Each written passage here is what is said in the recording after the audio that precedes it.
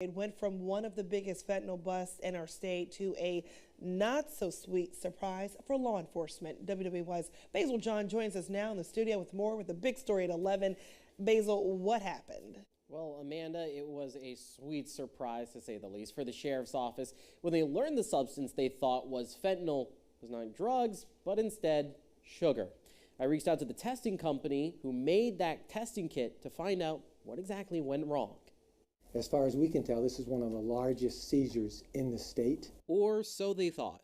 What was touted as one of the biggest fentanyl busts in the state turns out to be a sweet deal for the suspects. This is absolutely a freak occurrence that the sheriff's office had no way to see coming.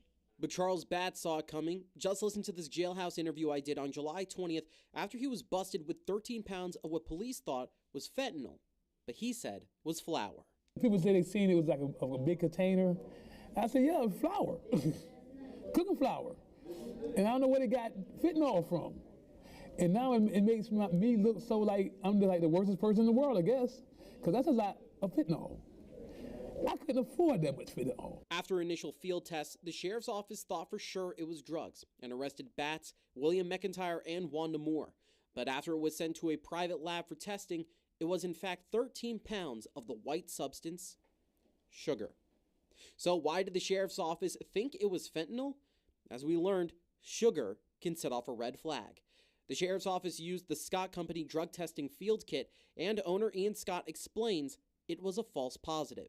Cooking flour does not mimic fentanyl in our synthetic opiates test. Certain variants of sugar containing certain components can.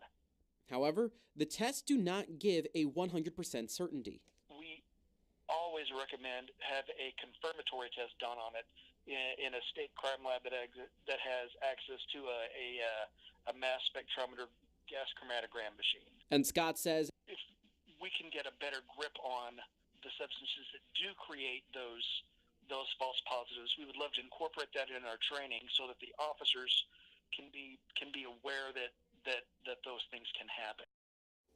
And so far, the sheriff's office has sent back 12 previous fentanyl cases to make sure everything checks out. So far, 9 have come back as positive for fentanyl, and they're waiting on the other 3. So pretty crazy, to say the least, Amanda. I know, and it's got to be painful for them as well. All right, thank you so much, Basil.